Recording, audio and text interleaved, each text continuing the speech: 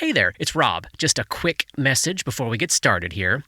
The response to our launch last week was so astounding and humbling. Whoever you are, however you found us, from the bottom of our hearts, thank you. Thank you for helping us to get started here. Now, if you are here, chances are pretty good that you personally know somebody who might get a kick out of what we're doing. If you do, please let them know about us.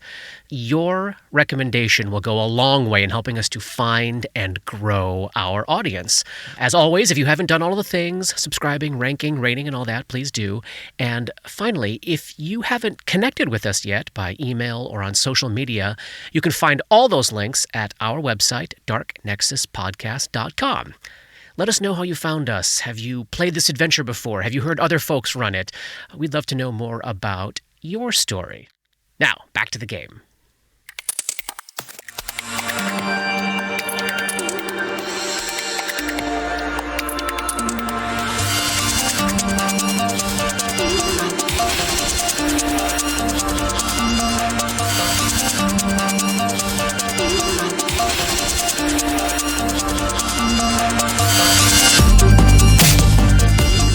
Welcome back to Dark Nexus. My name is Rob, I'm the Game Master, and we have our four players with us today. I'm Katie. I'm Paul. I'm Robert. And I'm Johnny. Tonight, we've got Act 1, Chapter 4. So last session, our heroes, our characters, let's call them characters, managed to claw their way out of either the basement or the sub-basement, unknown yet, by means of a set of ductwork shafts in an unlit furnace into what seemed to be a boiler room where they had the first group combat of the campaign against a pair of dire rats and a vicious little Zoog. And due to some amazing rolls against the doctor downstairs, nobody took any damage at that point, but we have all actually been bled at this point. Is that true? No, not Katie. No, because if I'm bled, I'm dead.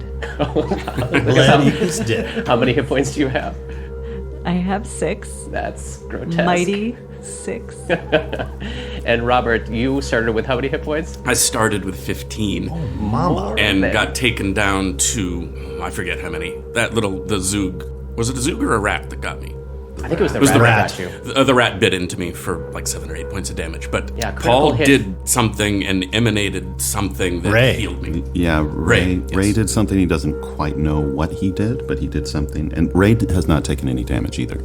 Excellent. But I'm up to 12 out of the 15. Fantastic. And we know that Gulliver got bled by the Zoog. Yeah. I had bleed damage, I had lethal damage, I had non-lethal damage. I was all kinds of messed up. If we had not had whatever it was that Ray did to us, I would have been in sad shape, bleeding out, possibly dying soon. So we learned definitively the character classes for Grip, who's playing a brawler, and Gulliver, who's playing an investigator. Yes. Very exciting for us because we've never had these classes at our particular table before. We started to get a little hint of maybe what was going on with Ray. He was able to channel positive energy like a cleric, but unlike a cleric, he was not using a holy symbol to do so. But he did have like 10 of them in his possession, right? He did. Yeah, he and does. he is wearing the eternal rose, the symbol of Shaylin. Yes. And we've certainly seen a little bit of what Dora is capable of as chunks of debris went flying around the room, largely missing, but certainly spectacular to watch. But we haven't seen her unleash the full potential of what she may be. Space station. So when we left last week, our good buddy Grip had just opened the door from the boiler room into what seemed to be a long hallway, and we ended with a moment of a crossbow in the face. Let's pick up there. Grip, as you go from the weird darkness lit by a single torch of the boiler room into this dark hallway with a bunch of backlit torch and lantern lighting up some figures behind a barricade. Your first glimpse was a little sparse, but let me fill in the picture for you because you do have dark vision. So you see a long hallway stretching to your left and to your right. It's a north-south hallway. It goes to the north, which is your left, all the way out of your vision. You see a couple of doors on the eastern wall opposite you, one just essentially right across from you, and then a couple further up to the north. Past that, you see some giant chunks of debris, and it looks like the stability and the architectural structuring of the hallway itself is degrading pretty significantly as you reach the edge of your vision. To the south, to your right, there's a series of 2 doors on the same wall that you're in, on the western wall, one very close to you, one just a little past that. Between them is this barricade of chairs, tables, about 4 feet tall. Past that, you can see that the hallway bends to the left, to the east at the end, where there's a set of double doors and a door at the end of the hallway. So lots of doors. You see one figure at the moment standing directly behind the barricade. She is a human woman, maybe in her 40s, average height, with slender, shoulder-length, wavy black hair. I picture Sandra Oh. She's wearing a patient's gown, but she's got this jury-rigged set of padded armor strapped to her. She is pointing a crossbow at you. Past her, you can see a human man. He's standing down by the double doors. He is big guy, tall guy, imposing on the heavier side. I picture Steve Van Zandt. He's also got a crossbow. He is wearing what looks like street clothes, essentially, kind of like a peasant's outfit, also strapped into jury-rigged padded armor, holding a crossbow. He's got a club at his side. As you poke your head out the door, and the woman behind the barricade raises her crossbow at you, she gets this real determined look on her face and says, "Whoa, whoa, whoa, whoa, you stay right where you are. Do not move a muscle or you die." And then she tosses a glance behind her shoulder to the man at the end of the hall, and she says in a different language, something you don't understand, but Gulliver, behind Grip, in the boiler room, you hear this called out, and you can make sense of what she says. What does she say? She says, "Den, we've got another one. Get Vostin in here." And she's speaking in the Varisian language, which is now the second language that you know that you speak. The guy that she calls Den hollers out, "Vostin, everybody down!" And then you start to hear sounds of a whole bunch of movement behind those double doors back there. You're also picking up, now that you're able to see this hallway a little more clearly, I described it as having stone walls, worked stone walls, painted white, but covered in cracks and flaws. As you look up, the stone ceiling of this long hallway, which is about 15 feet tall, is buckling in at numerous places as though something heavy had crashed down on top of it from above, and portions look like they're actually about to rain huge piles of rubble on you. To go along with like the cave-in downstairs? Exactly. To your left, to the north, that situation looks even worse. In fact, you can see a couple of spots where there are actually cracks open to whatever lies above. You don't see building, you don't see sky, you just see what appears to be roiling pale mist. Your dark vision is in black and white, so you can't tell exactly what color it is, but it immediately reminds you of the yellow fog that filled the nightmare city in that shared dream that you had. And you see little tendrils of the stuff snaking their way through the crack, kind of like testing the air of the hallway. And perhaps the most bizarre in this whole situation in this hallway is the air smells like a freshly baked cake, but like a too sweet cake, like almost sickeningly sweet. And you haven't eaten in you actually don't know how long, and this like sudden whiff of incredibly rich, incredibly sweet food just kind of like gets your stomach roiling a little bit. Is the smell associated with the tendrils of this? Like, does it seem like that's what is producing the smell? That is what your brain immediately goes to, having no evidence to confirm or deny. Okay. So, She is called back to Denman, asked for Boston. You hear activity. She's got a crossbow pointed at your face. Do you want to obey this instruction to remain motionless, or do you want to do something else? I won't move towards her, but I will take a 5-foot step lateral. East. Oh, across the hall. East. Just to make room in case someone else wants to enter the hallway. Okay. And I'll say, we mean you no harm. We don't know where we are. She shoots you with her crossbow. God damn it.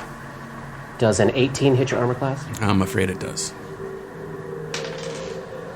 Oh, max damage on a light crossbow, 8 points of damage. So basically in the open doorway, the rest of you hear this yelling, you see Grip step aside to clear space for you, and a crossbow bolt, with that much damage, probably thuds right into his chest and staggers him back. And then she yells out, "He's hostile! He's hostile!" Oh my god. You see another little head pop up behind the barricade next to the woman. Looks like a young dude in his 20s. Street clothes, same kind of crappy padded armor. Lanky, messy brown hair, scuffy, partially grown in beard. I picture like a young Diego Luna. You see a couple of folks now running out of the double doors at the end of the hallway. 2 women, this is all happening pretty quickly, 2 women that look to be in their 40s or 50s. They both got silvery or white hair, and they're led by a really athletic looking, tall, imposing dude in legit full-on studded leather armor. They've all got crossbows. This dude's running down the hall towards the barricade. He's built. Short crop, dark brown hair. Picture Javier Bardem. This guy looks like a badass. Nice. He runs in. The other 2 women run in with their crossbows. And as the man comes, running down the hallway, "Stay right where you are." I put my hands up and say, we're not fucking hostile. I don't even have a weapon, now do I? You look like a weapon. Turn right around where you came from. We've already killed 5 of your kind. We have no compunction about killing 1 more. I can't go where I came from because I came from the cell down there where I fucking woke up. Then go down there and fucking die. I'm not going back down there. You can fuck right off then. Then go up that way. He points past you, the hallway. Don't come back down here. We will shoot you if we see you again. Where are we? Like you didn't know. I don't. So the door's open. You stepped away from the door. He's on the same side of the hallway as you. He's kind of edging. It's very clear in the darkness that there is torchlight coming out of that room. The double door room? Out of the boiler room where the rest of the party is. He's eyeing that. Are they all speaking in common? They're speaking in Taldane, yes. Okay. Can I step up to the door without going into the hallway, to the side of the door? Sure. It sounds very tense out there. You see everybody, crossbows go back up. Now they're, pointing at the door, at you. But I promise you, he's telling the truth. We don't know how we got there. Perhaps we can help you.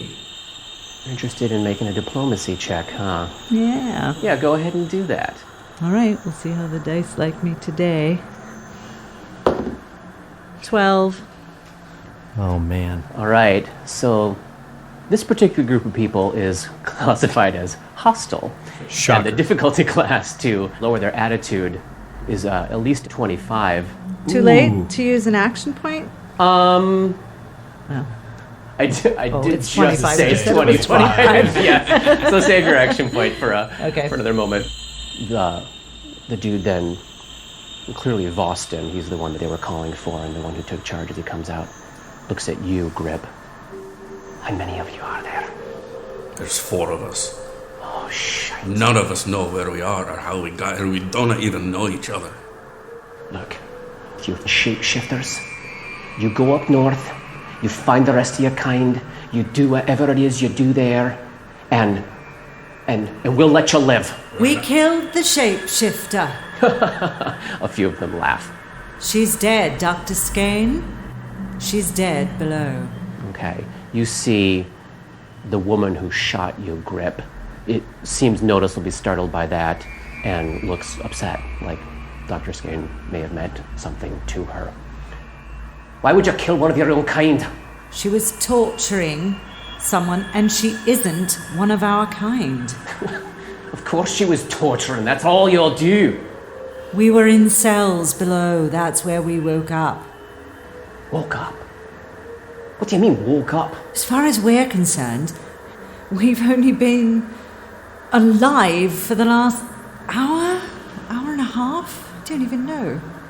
Well, this is a very convincing story and exactly what one of the shapeshifters would say if they were trying to get past us and into our sanctuary. Well, it's not gonna happen. You turn around, you keep walking, we want nothing to do with you. Hey, can you at least just tell us which way is the way out? We're just trying to get out of here. You want to go outside?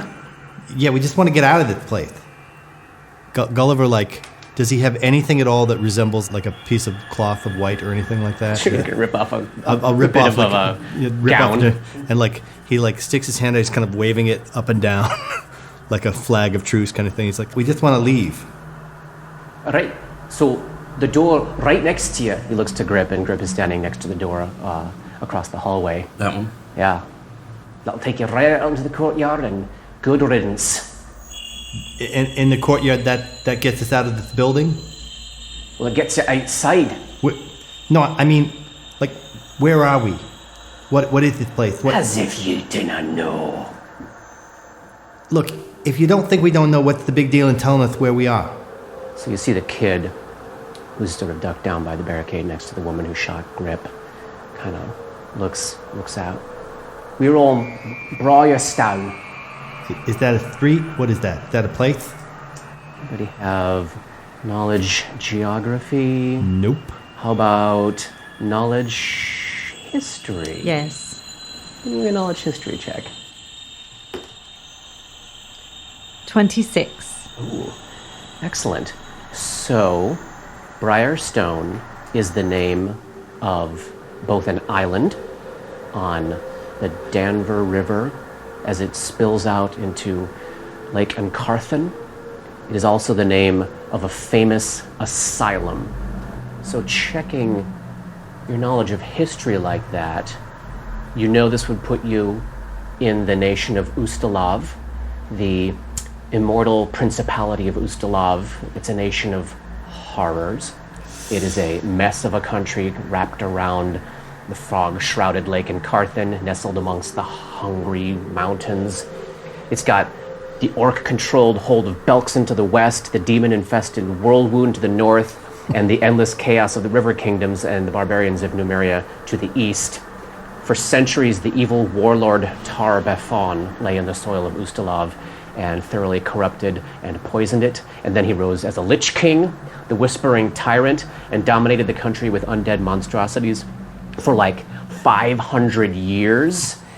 You know he was eventually defeated, but 2 of Ustalav's counties were destroyed entirely. One was turned into a haunted wasteland. One was given to the Crusaders that saved the country. Now what you're left with is this pitiful, destroyed nation fighting amongst itself. Half of the counties have declared their independence and are trying to be democracies. Half of the counties are still run by the hereditary aristocracy. And when you imagine the culture and the setting of Ustalav, picture a combination of Dracula's Transylvania meets Stephen King and Lovecraft's New England. So tiny insular communities, all of them haunted by something horrible. The citizens are very superstitious, insular, non-trusting. That is the environment when you imagine what this nation is like. Thank you, young man, for that information. I so much appreciate it. Are you all citizens of Ustalav, or did you merely find yourselves here as we did? We're not going to give you any information. Look, if you have concrete proof that you're not shapeshifters, then we'll entertain a conversation. But without that, I don't know how we can help you. Be on your way. Are you hurt? If you are, I might be able to help you. That's none of your business. What would constitute concrete proof? And is there a check to be made to figure that out? Or is that another nature check that none of us have? It would be another nature check. I like the question, though. So, Grip, as you ask that, you do see the 6 people kind of all look at each other like, Yeah, like, what would constitute that concrete proof of that we're not a shapeshifter? Prove to me you're not trying to trick me. Exactly. and then you see the dude, he's obviously flustered by the question. So, we know you're all working together. Bring back some dead shapeshifters, and we'll know that you're not one of them. We can do that. Yeah, I can go back down and get Dr. Skeen. Or whatever was pretending to be Dr. Skeen. Well, she may have died on her own. You bring me 3. You bring me 3 dead shapeshifters, and then maybe we'll have a conversation. There aren't 3. There's only 1. You hear some laughter and titters. Oh, unless there's some in that pile of corpses we found. Look, they're all to the north. You go that way, you'll find plenty. And if you're really one of us, then take them out. Bring their corpses back to us. Got it, boss. Thank you. Sorry we couldn't work this out. Be on your way. Don't suppose you got anything for this fucking bolt you put in my chest? Nothing but ill will and a hatred for all your kind. They seem nice. Oh, okay, well, we're going to come out now and then go the way you told us to go. Is that all right? That'll be all right. Okay. I'd rather not be last. I'll go last. I got this flag here. Just don't shoot me. Waving your little flag. I'm going to come out. I've got armor and a buckler. Mm-hmm. I might have the highest armor class among us to clear the way for these guys to... to provide a shield. To provide a shield. So the door doesn't get hit. Right. Great. So you do immediately, right by where you're standing, have another door on the other side of the hall that they indicated goes outside, whatever that means. And then the hallway stretches to the north as far as Grip and Dora can see. To the north? I think so. Yeah. I don't suppose you have any of that juice left. I'm at 4 hit points. You're at 4 hit and points. And if we're about to go hunting Yeah. shapeshifters, I have a healing kit ×4 that I picked up from downstairs. What does that do? It allows you to make heal checks with a circumstance bonus, a +2 circumstance bonus, on some of the uses like treating disease, treating poison that are more long-term things. You can also use up some of your remaining 4 uses to do what is called treat deadly wounds. Now, in this instance, because you're first level, if you succeed at that heal check, you'll basically heal 1 hit point. And that's something that can be done once per day on a character. It is a stopgap measure, certainly not as effective as the positive energy that you filled the room with earlier. Yeah. All right. I'm going to try to do something similar to what happened before, but I'm not in that same emotional state. So as I come out and I'm shielding the way, I'm touching Grip and looking intently at him. I'm remembering that I'm wearing this holy symbol and thinking maybe I can use this in some way. Great. I'm not sure. Great. But I grab that holy symbol and I'm focusing on Grip, and I'm going to attempt to cast Cure Light Wounds. Excellent. There is a will save on that if you don't want it. I will allow it. He's not great with will saves. Dude, hold still. I don't know if this is going to work, but it's worth a try. And I try. You successfully cast the spell, and how much damage does that heal? Hey, it heals 1d8 + 1. 2 + 1. That's 3. I'll take it, thank you. So you see the folks behind the barricade. Some of them look with a certain degree of awe and hopefulness at the sight of this happening, but Vostin immediately puts out a hand on people. You can hear him whispering, yeah, they all have special abilities. They can do all sorts of things. You saw that with the one 3 days ago, right? And there's some like muttering of, oh yeah, right. Don't trust them. As Dora walks into the hallway past Ray, she thinks about how lonely this experience is and summons an image of herself at a writing desk, writing in longhand a letter to someone, and she looks at the boy who gave the name Briarstone, and she sends the message, We'll be back. And thank you. Is this purely a mental communication, or is this something that those around Well, him it's a can whispered hear? message. It's a DC 25 perception check for other people to hear it. Okay. Great. I'll just make a little check for the whole group, and it doesn't seem as though anybody else notices. And the boy, his eyes light up in what looks to be a sense of hope, tempered, obviously, by whatever horrors he has been through. But message is received. Smiles. Gulliver keeps he sticks his hat out when Waving the flag. waving his little piece of ratty thing, waving it. Great. So you move about 30 feet down the hallway where there's two doors on the east side, separated by about maybe 10 feet or so. They're both closed. They're both wooden. They're both covered in dust and debris. And looking overhead, you can see, like right overhead, there's one of those cracks in the ceiling, and you can all now see, and I guess since Gulliver is there, the torchlight is there, you can see in color now, and all you see through the crack in the ceiling is roiling yellow. And you see these little tendrils of mist creeping in like little fingers skittling across the ceiling, and you all smell this sweet, sickly sweet cake scent, and it's so strong right here at this point. And I imagine that same feeling that Grip had of something that smells so good that it's nauseating, especially when you haven't eaten, is kind of like filling you up as well. Can I make an craft alchemy check to see if this is some kind of like man-made thing? Sure, yes, absolutely. So that's going to be a 14. Unknown. You're not aware of any substance that wouldn't be cake that would smell in this particular way. So you know it's definitely cake. Not pie. Not cookies. Guys, I think there's a bakery upstairs. All right, so you're at the door, and you can see down back on the south end of the hallway, all 6 of them are still standing there, pointing crossbows at you. Keep going, guys. Keep going. Do I see anything? Oh, yes, let me reveal a little more of the map. Can we find a way to comply with their demands while still making our own choices? Like, do we have to go all the way down the hall? Can we duck into one of these rooms here, regroup, make a plan, do what we want to do? What do we want to do? Really want to go into the room with the fog. I don't trust it. Fog was coming from above? From above. From the ceiling. But looking at sort of the pattern of debris there, you're guessing that probably at least the northernmost of those 2 rooms that those doors lead to may be in a state of severe crumbling and decay, and that may be where some of this fog leakage could be emanating from. As if it's coming from outside, Perhaps. through the building, Perhaps. that way. Yep. Great. So there might be cake there, is what you're saying.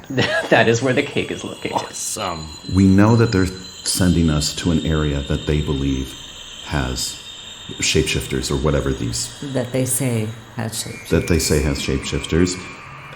They clearly want to send us into danger. They're either way. I mean, we can't trust them. Well, our other option is to go back downstairs and go up the other way. Or to go out through the courtyard, but their opinion of going outside makes that seem suspect. I think if they thought it feasible to leave, they would have. Well, let's keep going. I just don't like it. So you want to keep going further down? No, but I don't think we have any other choice other than the corpse pile in the basement. Or the cake smell room. You could just Or the poke your courtyard. head in there. Like, what harm could it possibly cause? Like, there'd be Who's the cake. the sturdiest You of us? eat the Probably cake. you, right? Usually me. But you're hurt. I'm hurt, but I'm probably the most constitutive. That's a word, right? It is I now. can help you resist things better if you want to Oh yeah, I'll stick try my going in. I'll stick my head in. I don't care. What does she do? Dora, she did this downstairs already. She just did it on herself. Dora recalls that image of a wall being built brick by brick, but instead of it being like a defensive thing, it's like a maternal love feeling around it of protection and caring so much for someone that you must seal away. It's kind of sick. But there you have it. So she casts, and you have +1 resistance to saves for a minute. Thank you. You're welcome. So you want to check out the southern door of the 2 doors first? Sure. Why don't we put ourselves in position on the map where we want to have everybody be? Is this? This is the southern one. The closest one. So where do people want to be? Unexposed. Far, far away. Whatever that means. Oh, no. Oh, No, no. no. Switch me and Gulliver. Oh, no. Don't switch. You can Yeah, put yeah, me. You can yeah, put yeah. me. Yeah, like that looks good. Yes. All right, so we've got Grip in front of the door, Ray standing right next to him, and then about 10, 15 feet away, Dora, then Gulliver. Gulliver still has the Still bleeding has- fox wrap tucked into the front of his Absolutely, armor. he does. All right, you going to open that door, Grip? Nah. Yes. I will. Didn't open come the here door. not to open that door. Right, let me reveal some more of the map. It's promising. All right, so Grip opens the door to reveal what looks to be the remains of a storage closet of some sort. You're immediately hit with this overpowering reek of chlorine. It seems as though cleaning supplies had been held in there, so now you're dealing with the sickly sweet kind of like batter and sugar and butter and egg scent mixing with chlorine in your nose, and it's eye-wateringly strong. It's a 10 by 10 room. Directly across from you, the opposite wall is smashed and crushed in. You see a huge pile of rubble. There are pockets in it that are maybe like cat or dog sized, through which you can see yellow mist streaming in. And when you open that door and sort of take in the sight of this room, you see a little glow of red up into one of these holes leading into the rubble, and you'll hear a giant clicking, clacking sound. A centipede, longer than a human being, comes swarming out of the rubble, followed by another one. They're both bright orange red. They look like they're sort of bathed in flame, and they come tickering out. And let's all roll initiative.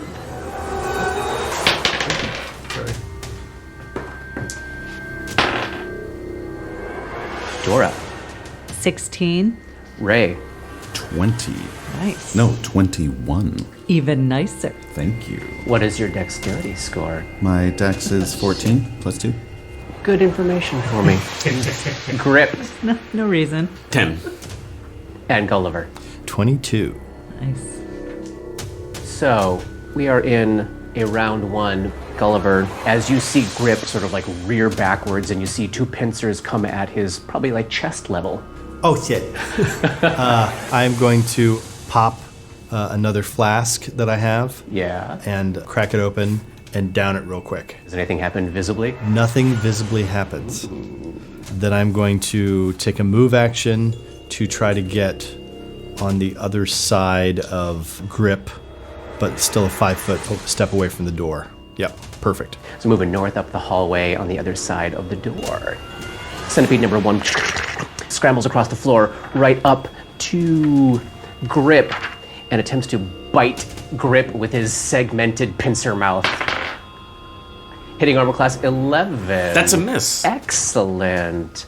So that's a move. I was hoping you would miss once in a while. That is a move and an attack. And then next is Ray. Ray is going to swing down on the head of that centipede with his Morning Star. All right, so it is on the other side of that door frame. It's going to have cover relative to you, which is going to give a bonus to its armor class. Okay. I rolled an 8 plus 1 is a 9. All right, so you're trying to lash out with your Morning Star as the pincers are going for Grip, and you miss. Next is Dora. She will look at that pile of rubble a little bit further north in the hallway Yeah. and imagine one of the pieces sort of arcing sideways around over Grip's head onto that thing. It's going to be a -2 for a -2 cumulative for firing into melee. So she's feeling she gets a little smirk on her face as she tries to do this.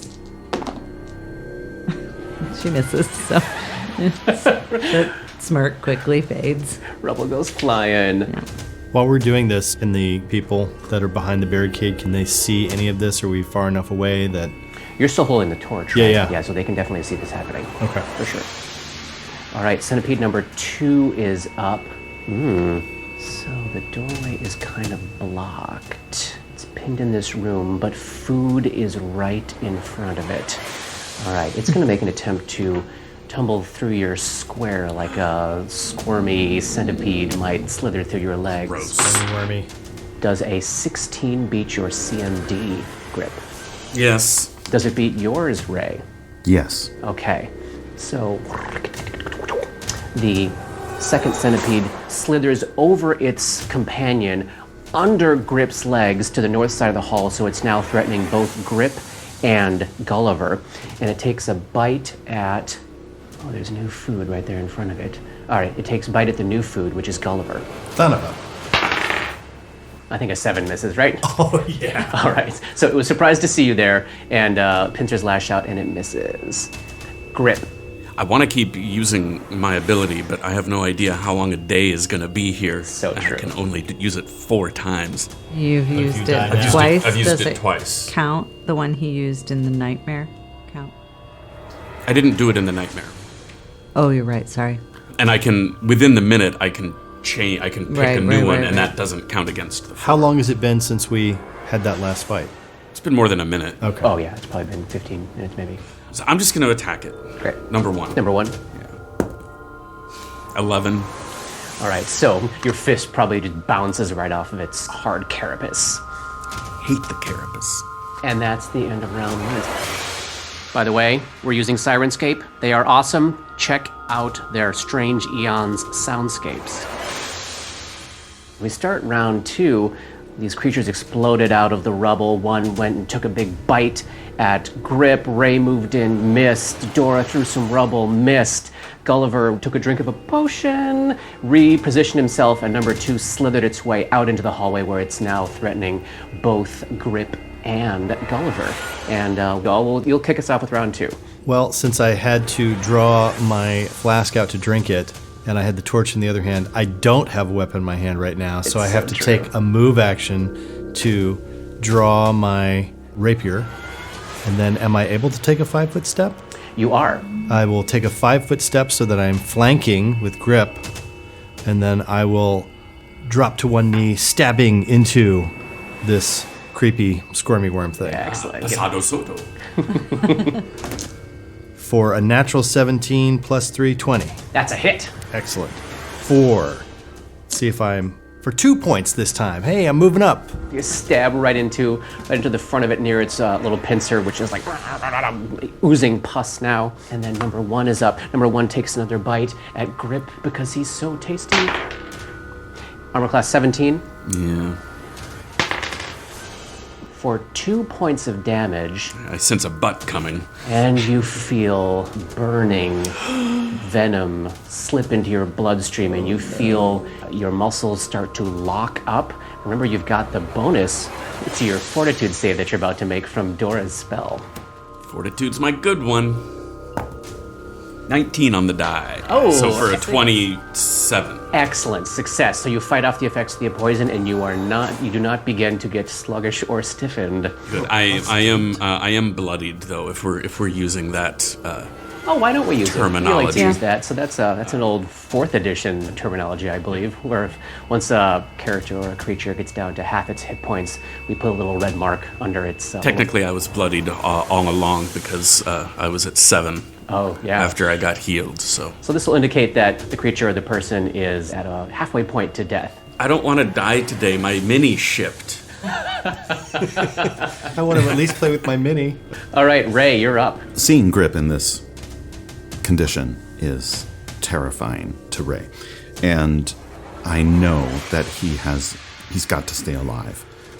Whatever it is that I can do, I don't want these centipede things to receive any benefit from what it is that I can do. So somehow I concentrate, I bring this energy forward again that was in the boiler room.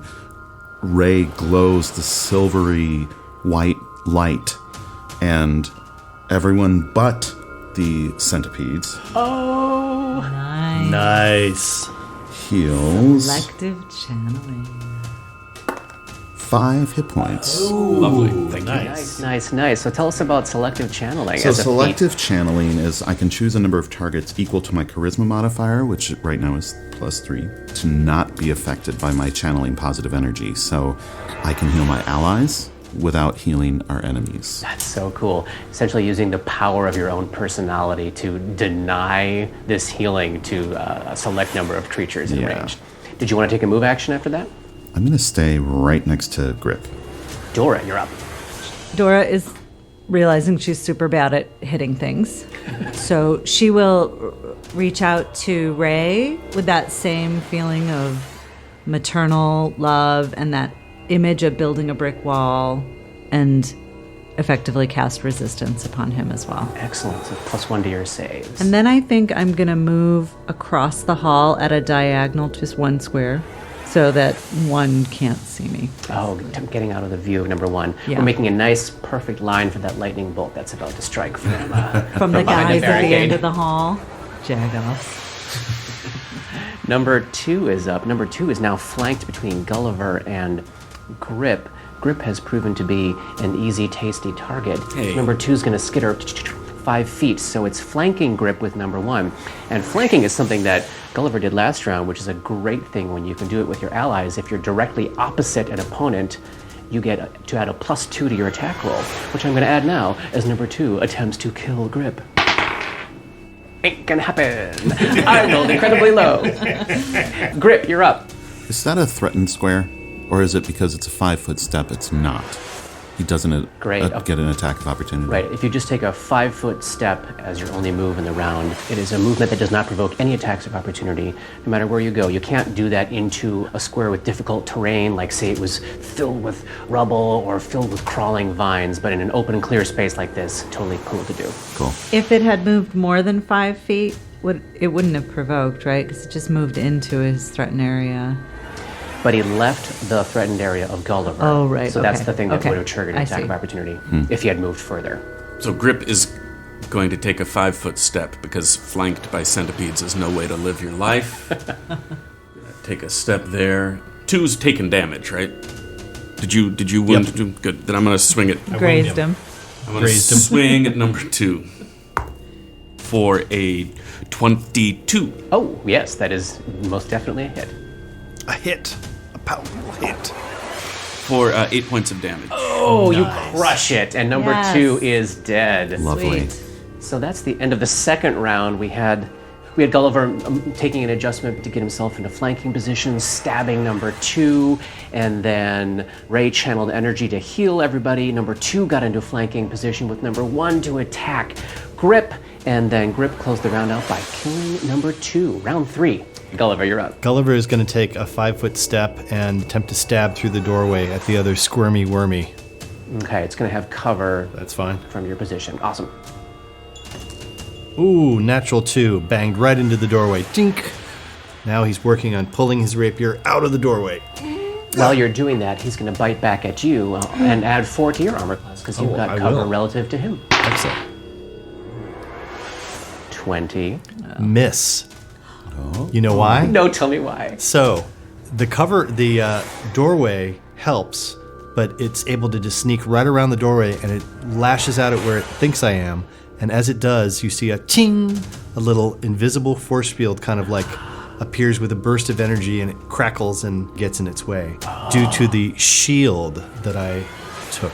Oh, that's awesome. So that's a +4 shield bonus to your armor class. Plus 4 shield bonus to my armor class for 1 minute. That's cool. So it doesn't like the bouncing off of something it cannot see, and it starts to edge away. It takes a 5-foot step back in the room, back towards the rubble pile that it came from, because that obviously freaked it out.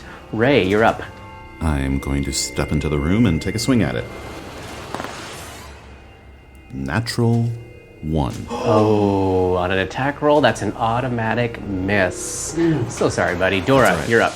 Well, I don't really have much else to do, so I will move into a position where I can see it and the rubble behind it. Not right next to the door, maybe 1 step back. Yeah, perfect. Thank you. And I will try another, imagining a piece of the rubble behind it, slamming into it in an attempt to hurt it. I will use an action point. And how does that manifest itself? She is so frustrated at having tried to do this so many times Yes. since Dr. Skane and having it all miss, that she, that mischievousness sort of morphs into downright, I'm going to fuck you up and I'm going to like it. And that stone or piece of rubble or whatever sort of is about to miss it, and it just veers back Oh, excellent. and hits it for 4 bludgeoning damage. What'd you roll total? Oh, I'm sorry. You're right. I should not assume that it hits it. 19 minus 2 is 17. That's a hit, yes. Nice. And 4 damage? 4 damage. All right, bludgeoning. it is reeling, clearly concussed by this excellent, mischievous, and slightly angry and frustrated Rubble. Grip.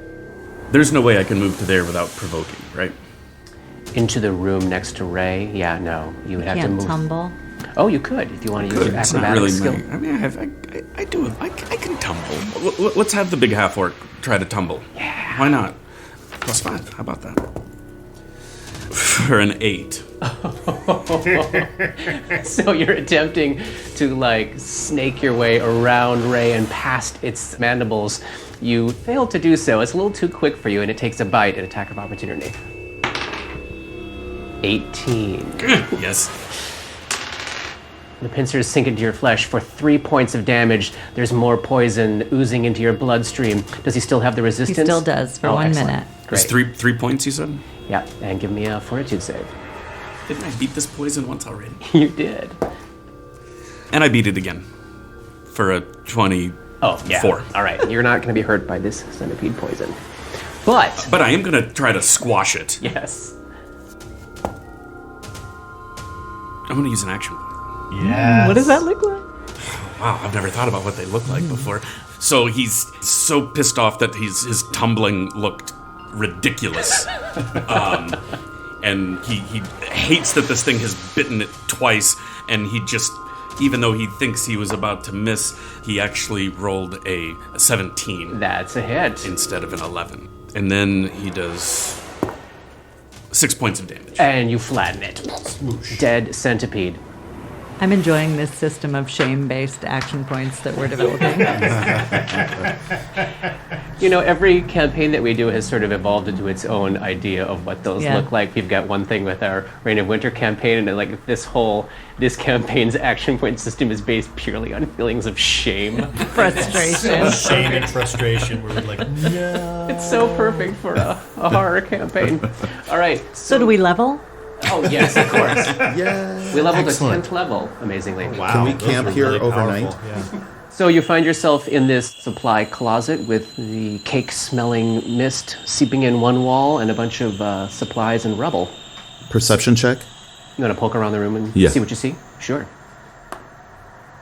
Natural 20. +1. You see everything. I see cake mist. Your See senses music. have come alive. So spending just a little bit of time moving chunks of rubble aside, you do find a usable lantern with some oil left in it, a hammer, and 3 winter blankets, which may be useful if you do, for example, have to camp out in this particular reeking storage closet. All right. I did want to make a note that all we ever find seem to be light sources. Speaking as someone who can't see in the dark, that sounds great to me. Shall we move on to the next room? Oh, and you know what? That's a great thing to bring up. So this torch was already lit before you woke up. You've hauled it up the shaft. You had the whole Getting real close conversation to, with to my hands. Yeah, I think it's running out now. It might be time to switch to this lantern that you just conveniently found. I'll like that. Anybody want a hammer? Do you have a melee weapon? Like a I do. carpentry hammer or like a weapon hammer? Like a carpentry hammer. If I had a hammer.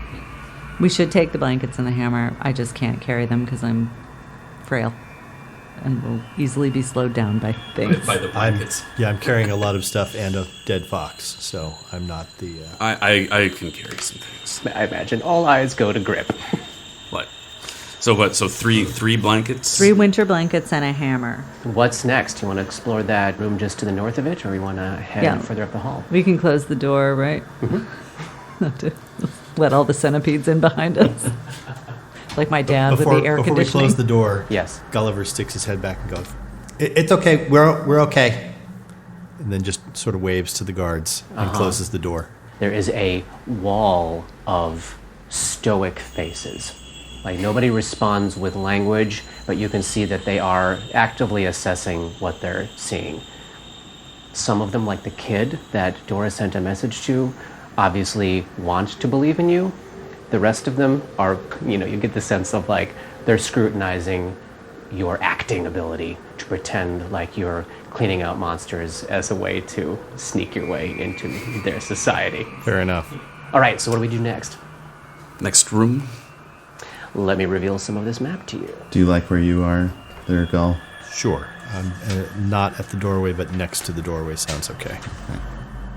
All right, so Grip opens this door and you see another room sort of similarly sized. It looks as though it may have been a janitor or a custodian's office rather than a supply closet, so it's a little bit bigger, shattered remnants of a desk, but the two of the exterior walls of this room are complete massive piles of rubble, and they are spilling out into the space. There's a lot of actual yellow fog in the air of this chamber, so this room smells very strongly of cake, but there's no chlorine reek in here, but you do see crap littered around as though, an office had survived a building collapse. Dora will summon that image of the ringing bell and the sound and try to detect psychic significance in the area and move closer to the door. Just see if there's anything in that room worth going in the room for. So Dora moves forward into that open doorway, extending her hand. Extending her senses. And as your senses wash over the room, you don't get a sense of anything in there of any particular significance to anybody. I think it's a 40-foot radius, so does anything else come up that's not in that room? Like No, in the it does hallway or not. anything like that? Nope. Okay. Great. Ray's very interested in what Dora is doing and feels like he can maybe try to do something similar. Oh. So he is trying to focus and see. He's not connected to the same sort of imagery that you are, but there is a consciousness, kind of trying to project his consciousness out into the room and detect any sort of maybe magical item or any sort of magic that might be going on in the room, sort of a cone-like shape about 60 feet into the room. So you see Ray do this, casting Detect Magic, and his senses bathe over the room, and you pick up nothing of note as well. Though, as you're sort of adjusting around, you are gathering up weird, lingering, broken shatters of magical auras on a bunch of the equipment that your party is carrying. Like, it's very obvious that Grip's armor once was magical, his shield, your armor, your shield, your Morning Star, Gulliver's rapier. There's a whole lot of magic that once existed in this group of people, and it is broken and shattered now. There's something really satisfying about, I noticed that there was something going on here. I tried it, and while it didn't really reveal anything huge, it works. Yeah. I know how to do something new. This feels like a good moment we still don't know what character classes two of our players are engaged with here. You want to talk a little bit about what you're doing, Polly? Yeah, so I'm discovering that I have some kind of magical ability that I don't know the origin of. Like, it seems to come from somewhere within. It's not like I've studied it, or it's not something that I've practiced. It's like these powers have been kind of given to me somehow, and I don't know quite where they're coming from. And what is your class? Oracle. Yeah. So oracles come with what are they called? Is it a discipline? Do you want to share that now, or do you want to hang on to that for a bit? Yeah, oracles come with a mystery. A mystery, that's the word. And a curse. I think we've Like experienced. rotting flesh. So the curse, Ray's curse, reveals itself as a wasting. His body's slowly rotting away, and this has a number of penalties to it that are -4 to charisma checks, except intimidate. But I do get a +4 bonus to saves versus disease, and at other levels going up, I am immune to certain conditions of the body. So the wasting, the trade-off for this wasting is sort of body-based immunities going forward. And the mystery of my power is life-based, so it's healing-based, it's sustaining life, it's supporting life. It is, I believe, the only, maybe one of very few, but possibly the only mystery among the oracle class that is actually able to channel energy like a cleric. Like, that is something that oracles do not do as a matter of course. And this is something that Ray has that is very special and particular to him. He can't do it the same amount of times per day that a cleric of the equivalent level can, but he can do it at the same level of proficiency, which is pretty exciting, especially for a group that may need a lot of healing. Is he divine or arcane, or is it somewhere neither of those two? It is divine magic, but again, not particularly connected to a certain deity, connected to some power source that he is unaware of. And that's A mystery. the mystery. That's the mystery. Nice. That's cool. And what about Dora? You want to share a little bit? A little toe dab, or Share you want to some. wait? As Ray is discovering his powers, Dora's approach is a little different. It's very intellectual. She woke up knowing that magic exists in the world and has a base understanding of how it works. So she tried to do it, and it didn't work the way she thought it would. And she's discovering that she can do the same kinds of things using her thoughts and emotions by imagining a circumstance, attaching an emotion to it. In all cases so far, she can exert her will upon the world. What you don't see and what I don't talk about is that she is trying to do that all the time. Like, you're seeing the ones that work. She's trying to, like, can I open that door from here? Can I do this thing? And she's just constantly, her mind is racing and exploring and figuring out the limits of her powers, but most of them don't work. Yeah. The ones you've seen are the ones that do. And these are all minor powers. They're called knacks in this vernacular. Dora is a psychic. Yes. Good job, Johnny, guessing it. Day one. But there's a lot more to the class that I'm not going to go into at this point. We'll because see we some more haven't later. seen it. That's what you know based on what we've seen. Awesome. That's so cool. But I will talk about the what Pathfinder calls occult skill unlocks attached to the psychic, that she can do all sorts of things: prognostication, hypnosis, cool stuff, automatic writing. It's all about discovering information and divining the Revealing unknown. the future. Yeah. I can't wait to see what you do with those halfling finger bones. I'm so totally geeked for that. They are mine. Not my finger bones, Oh, but they belong to me. They were not my... never mind. So we are a party with an oracle and a psychic, an investigator and a brawler. I just find it fascinating that, not having any idea what anybody else was picking and me not steering anybody in any direction, we essentially have a fighter type, a wizard type, a rogue type, and a cleric type. These sort of archetypal party makeup of, alternate classes, but they slot into the same roles. And obviously you can imagine my glee when I was like, I don't have to ask anybody to play something different. And amazingly, in 20 years of playing together, this is the first time any of these classes have been played at our table. Yeah. Fantastic. Sweet. So we've sort of cleared out these two destroyed janitor closet and office here, and we have long hallways stretching off into the darkness and rubble up ahead. Give me a perception check after you finish up this search of this empty room here. 19. 2. 19. 13. Okay, so Gulliver and Ray, as Grip is closing the door on the northern room, and you're eyeing the end of this hallway stretching north into wasted, collapsed building, you hear a distant whimper, a distant sound of a woman grunting, struggling, and you can hear with that 19 a raspy, "Help me. Help me. I can hear you down there. Help, my leg is broken." It seems as though it's coming from up in that next chamber, kind of around the corner to the right. And that's the end of chapter 4.